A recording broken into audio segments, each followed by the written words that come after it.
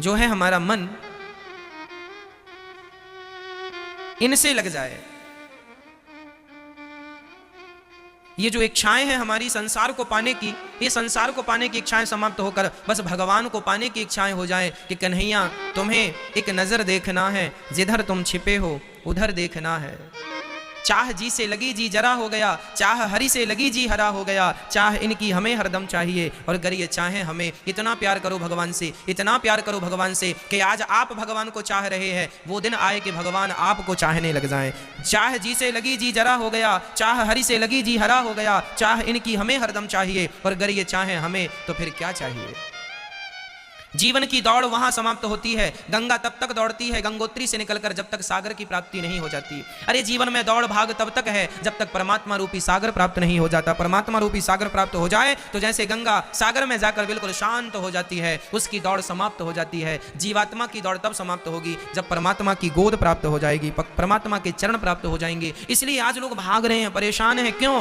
क्योंकि अभी तक तुम्हें वो गोद प्राप्त नहीं हुई जिस गोद के लिए तुमने जन्म लिया है। क्या करो, तुम रास्ता ही भटक गए हो। जाना था वृंदावन पर पहुंच गए दिल्ली, सीधा निकल गए। अब रास्ता, अब एक सज्जन दिल्ली पहुंच गए, कहीं से आए होंगे, दक्षिण भारत से आए। एक सज्जन वृंदावन, उनका बहुत सुना कि भाई वृंदावन में बिहारी जी हैं, चलो जरा वृंदावन चलते हैं। तो वृंदावन आए तो सही, पर उनकी ट्रेन जो है मथुरा स्टेशन रुकी तो सही, पर वो क्या हुआ कि उनकी नींद लग गई और ट्रेन उसके बाद सीधा वो दिल्ली पहुंच गई। अब वो दिल्ली उतर गए और दिल्ली में वहां लोगों से पूछ रहे, भैया ये बिहारी जी कहाँ है, ये वृंदावन कहाँ है। उन्होंने कहा भाई दिल्ली में वृंदावन नहीं है, वृंदावन तो वृंदावन में है। आप गलत जगह पर पता ढूंढ रहे हैं। बिहारी जी के लिए तो आपको पहले वृंदावन जाना पड़ेगा। आप बहुत आगे आ गए, थोड़ा पीछे जाइए। बस यही जीवन का सिद्धांत है। हम लोग जिस परमात्मा को पाने के लिए आए थे वो तो पीछे रह गया, हम लोग बहुत आगे निकल आए। पति पत्नी परिवार की खोज करते आगे निकल आए और अब पति पत्नी परिवार में उलझ कर पूछ रहे, भैया भगवान कहाँ है। अरे भगवान को पाना है तो जरा पीछे जाओ। पीछे जाने का अर्थ है इनसे मन हटाओ और भगवान के चरणों में मन लगाओ और फिर वहां प्रेम करो। अभी तुम प्रेम कर रहे हो पत्नी से, पति से, बेटी से, बेटा से, धन से, दौलत से। वही प्यार जो पत्नी और पति और परिवार से है, वही प्यार भगवान से होगा तो काम बनेगा। प्यार अलग से नहीं होता, प्रेम अलग से नहीं लाना कहीं से। जितना हमारा संसार से है उतना भगवान से हो जाए। मीराबाई भगवान से प्यार करती थी, नरसिंह मेहता भगवान से प्यार करते थे, तो भगवान से प्यार हो जाए तो ना काम होगा। अब हमारा प्यार तो जमाने भर से है, इनसे भी प्यार, इनसे भी प्यार, इनसे भी प्यार।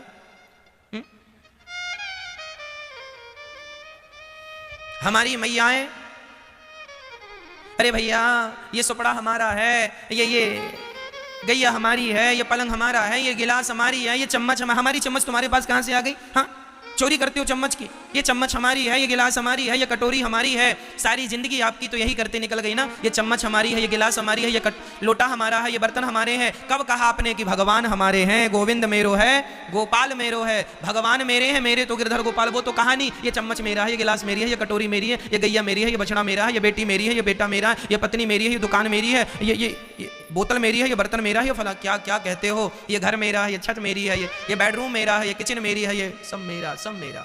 तुम्हारा जो है उसे आज तक नहीं कहा कि ये मेरा, गोविंद मेरो है, गोपाल मेरो है, मेरे तो गिरधर गोपाल दूसरों ना कोई। ये यथार्थ में ये तुम्हारा है, पर इसे कोई नहीं कहता कि मेरा है। बस जो तुम्हारा है ही नहीं उसके पीछे भाग रहे हो, यही तुम्हारे दुख का कारण है।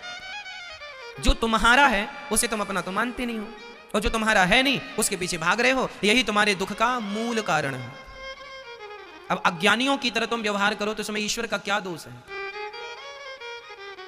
अब परेशान हैं लोग। भारत में 135 करोड़ लोग रहते हैं, लगभग सभी लोग परेशान हैं, कुछ लोगों को छोड़ के। क्यों परेशान है? इसलिए कि जो तुम्हारा है नहीं उसके पीछे भाग रहे हो।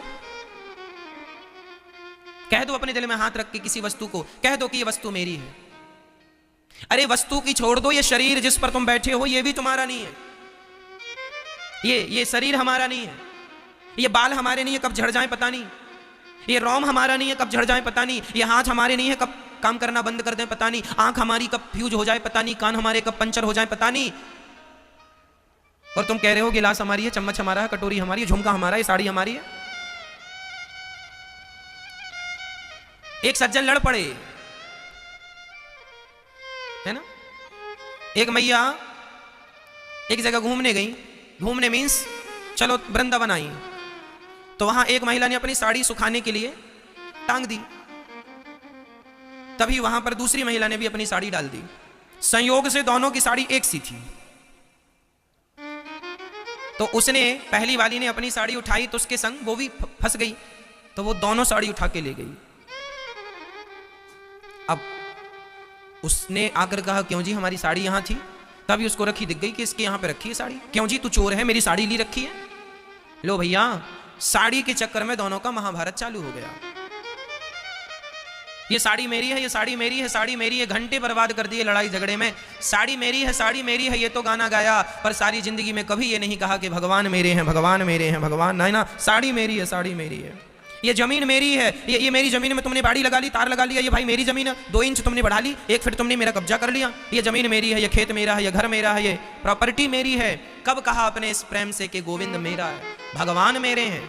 और नहीं कहोगे जब तक, तब तक यूं ही पिसते रहोगे। पुनरपि जननम पुनरपि मरणम पुनरपि जननी जठरे शयनम, जन्म मृत्यु जन्म मृत्यु जन्म मृत्यु का चक्र चलता रहेगा। तुम पिसते रहोगे, कभी स्त्री बनोगे, कभी पुरुष बनोगे, कभी हाथी बनोगे, कभी घोड़ा बनोगे, कभी चींटी बनोगे, कभी मकड़ी बनोगे, कभी कुछ बनोगे, पिसते रहो। यदि इस चक्र से बचना है, मोक्ष के द्वार तक पहुंचना है, तो छोड़ दो कि संसार मेरा है, कहने लग जाओ कि बस भगवान मेरे हैं, भगवान मेरे हैं, कृष्ण मेरे हैं, श्रीमन नारायण मेरे हैं, श्रीमन नारायण मेरे हैं, बस वही मेरे हैं। ये यथार्थ है। अब इसके बल पर काम करो।